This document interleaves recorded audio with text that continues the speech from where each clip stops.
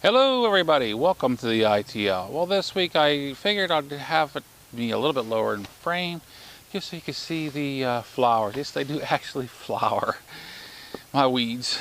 And they will be cutting down, well, except for this one here. It's a maple. They will, once they start finished flowering process, I will be trimming them back. These are, even though they're my weeds, they do flower. And over here you can't see them, but they're more of a purplish color. But yeah, what am I going to be talking about this week? It's actually fairly simple. I'm a few weeks, let's say, behind, ahead, whatever you want to talk about, how you want to put it. And I just finished seeing Gun Collector 007, which, I mean, if you're into guns, self-protection devices, I mean, he likes his knives and stuff like that. I'd go on over there and give him a try. He's a very good guy. I've been with him some time now, actually, a long time. And I mean, I really enjoy his channel. I mean, one of the very first things that I actually related to him with, as far as guns go, is when we had pretty much one of the same guns, and it happens to be the one that I bought at the time was the PT-22, and I've had it for what, 3-4 years now. But saying that, he just put up a video on the Beretta Bobcat 32, which, you stay there, B. He just got done shooting not too long ago, like 1,000 rounds through it, and you guys might say, 1,000 rounds, that's not a whole lot of rounds, really. Yes and no. I mean, well, you know what? I'll give you an example here. I've got the PT-22 right here in my pocket, in my cheap holster. Let's clear it out so I can handle it properly. Mags out.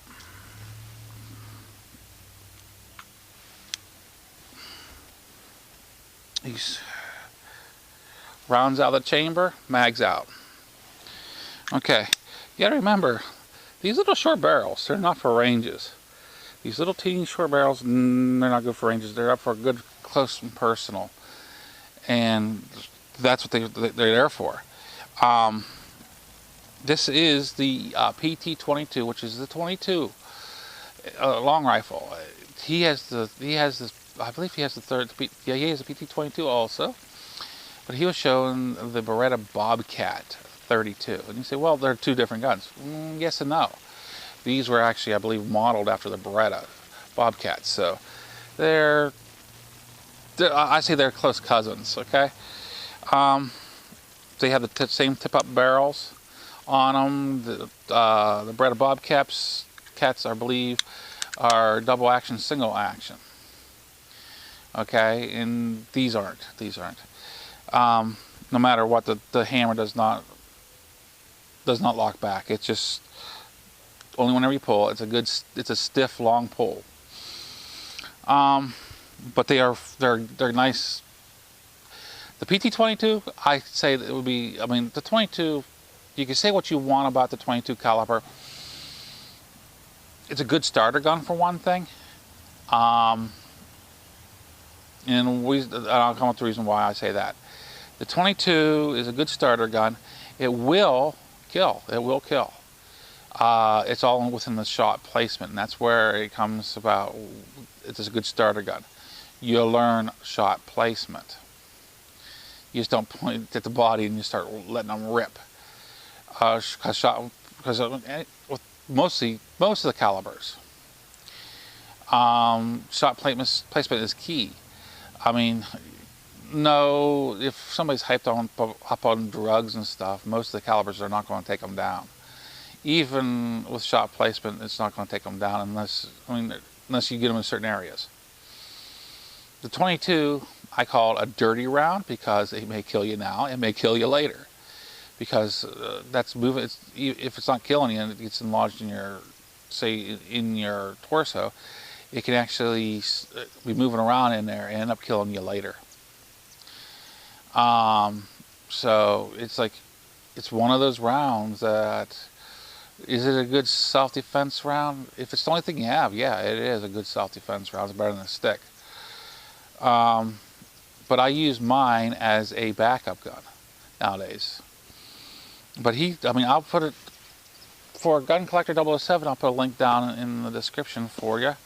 Guys, if you haven't heard of them or seen them and you want to take a look at his channel, I'll have 2 links, one to his channel and one to the video I'm actually talking about.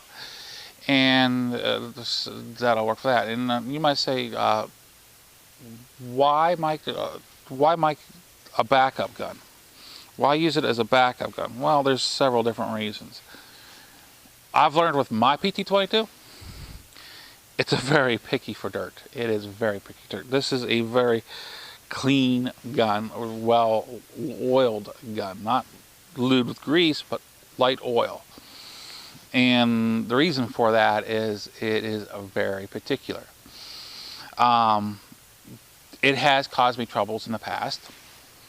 I have learned how I actually remedied them myself through research, and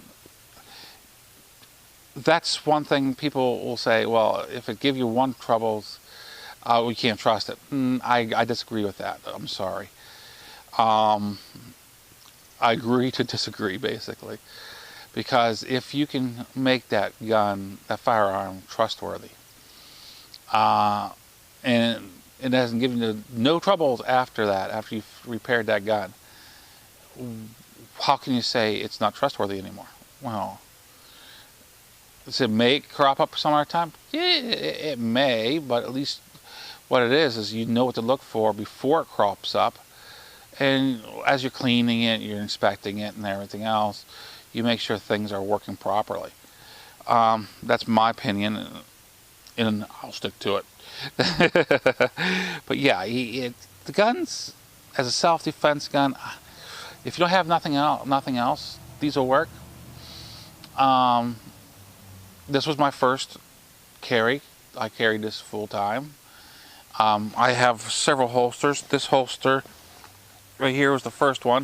It was just a cheap Gunmate holster, and it worked. I mean, would I prefer? Actually, I'm actually looking into a better for a second holster set up for myself a little later. But it worked. I changed the grips out. I can't remember the name of the grips, but it has the more full round grip. So because my hands are so large and the grip is small, I want something that can get a little bit better grip with the rubber grips. I still have the original grips put away for it, the rosewood grips, and I have really no complaints with this, but it does have its drawbacks. This is a 22, and Gun Collector 007 mentioned this with his 32 also. The 22 rounds is a dirty round to start with. Any more than a couple magazines through it, it starts to having problems with the round being the casing being stuck in the chamber. It could prop up, and I know about it. I mean, I've gotten as much as 4 magazines out of it before I started doing that. I've gotten as little as about 2.5 magazines. That's why I only have 2 magazines for this gun. For that reason, I don't want to carry no more than 2. I don't want to be stuck into a fight, a situation. I shouldn't say fight. A situation where I'm going to be running more than 2 magazines through it, and then it jams up on me, and it's no good to me. I mean, that's more dangerous than just not having a gun in my eyes.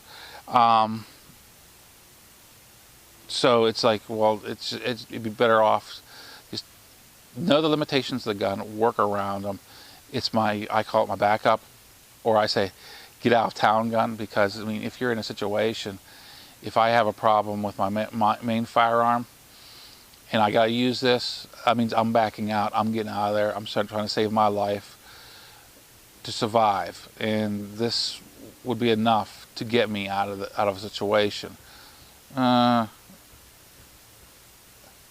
Hopefully, I'll say that. But yeah, let's go ahead and put that away. And you might ask me, so if it's so, say, what about the C9, which I have the C9 on my side. I'm not pulling it out because I'm not going to safety check. I know what it is, and it's in a safe little holster. The reason I really upgraded originally from the PT22 to the C9 was the C9. Well, it's a larger caliber. It's a 9mm. Even though it's a service caliber, it is a small service, considered the smaller service caliber. Which, to me, here or there, a service caliber is a service caliber. 9mm's got a bad rap back in the 80s into the 90s, but they've came a long way since then. The C9 itself has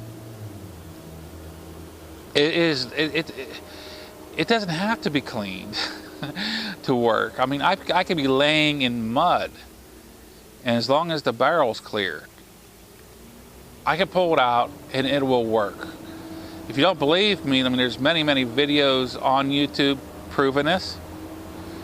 I don't know what's going on in the background, but I hope my lapel mic's working good. But there's many videos on YouTube that prove this. I mean, they really torture test the high point firearms a lot more than say the Glocks or anything like that in that order. And it's like, well, why do they torture test them? Well, it's because if they ruin it, which they were trying to, it's a cheap gun. They're not out much really for a gun wise. And I was like, and on the process, if you figure if you do ruin it, it's a way to put that gun down. It's a cheap gun. It's a way to actually point out, well, it failed on this and failed on that. Okay, I get that, but I want to see another gun survive through the same thing.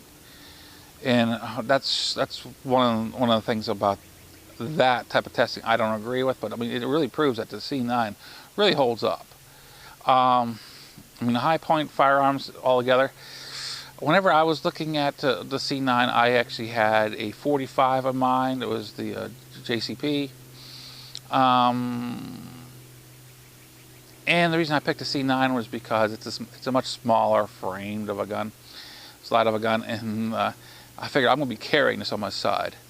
It's not going to be a stay-at-home or stay-in-my-car gun. It's going to be carried on my side, and the weight was very crucial on that. And also, the ammunition difference between a 9mm and a 45 is pretty significant.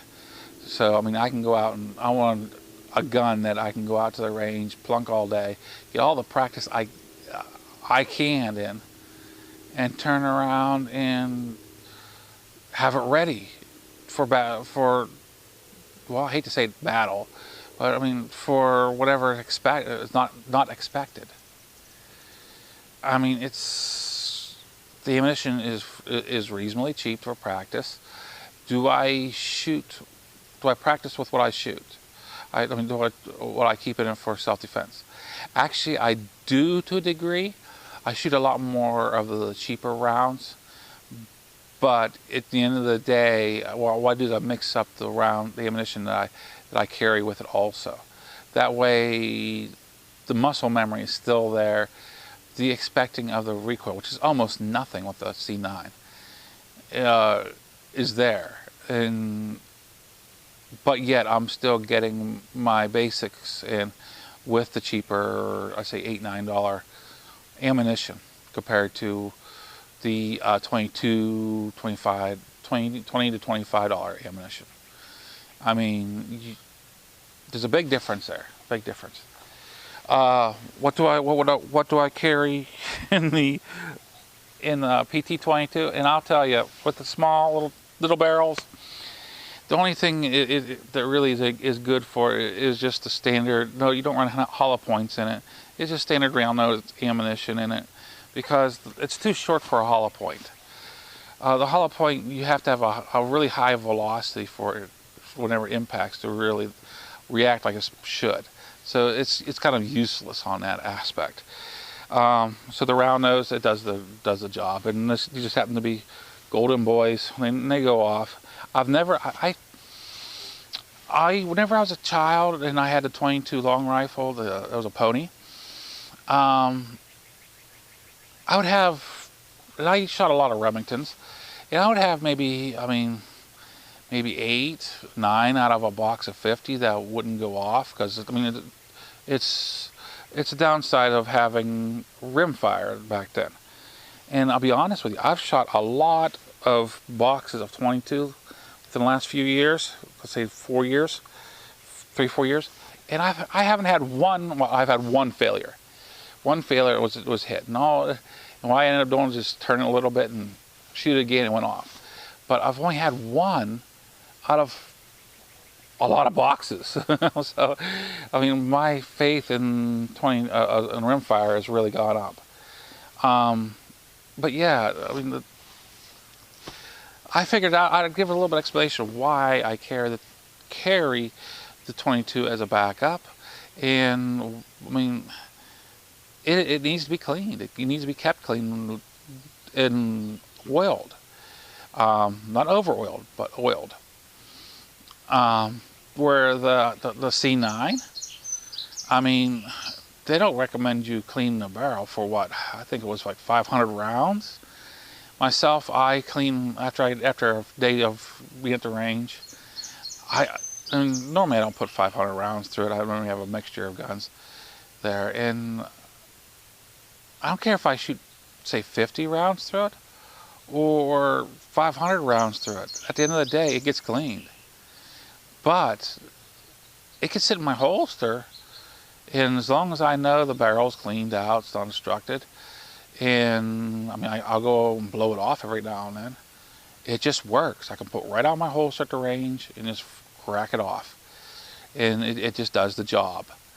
I mean, it doesn't complain. Well, you might say the bang complains, and that's another thing. The 22 is actually louder than the C9, and that tickled me too.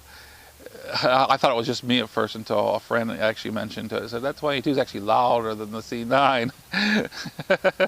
And the 22 actually throws fireballs too, which is kind of cool for, but I wouldn't want to shoot at nighttime. It is blind. It would be blinding. But yeah, I just figured I'd go ahead and throw this up in this thing. I know a lot of my viewers they're not gun, they don't like guns. But I mean, that's part of my life. I enjoy guns. I enjoy guns almost as much as I enjoy riding. Actually, you might ask me, because say you see me unload this and safety check it, and I told you the C9's loaded. Do I keep my? See, it's unloaded. Do I keep my all my guns loaded? Well, see, you got to remember, I'm hunter by background. My long rifles, my shotguns, no, they're not loaded. Well, I have one shotgun that might be that's loaded, but if my working guns are loaded, that's my pistols. That's my one shotgun. My rifles, they'll rip right through my walls, no problem, and I'll go into the neighbor's house and so on. I'm not going to do that. They're not my working guns. They're only loaded whenever I go into the woods or out in the field. Only the handguns and the one shotgun stays loaded. I mean, that's just out of safety. That's just out of safety. But I figured go ahead and throw this phone in. This is MuzzleMike. Hope you all have a great day, great week. Trucks are being nasty today. And if you haven't gone over to Gun Collector 007, give him a chance. And if you like him, give him some lovin's. Subscribe to him, watch his videos, support his channel. I mean, I'll tell you the gun channels. Mine ain't a gun channel. Mine's kind of a mixture. The gun channels are really hurting right now because of YouTube, and they could really use our support. But yes, this is MuzzleMike. Hope you all have a great week. Signing out.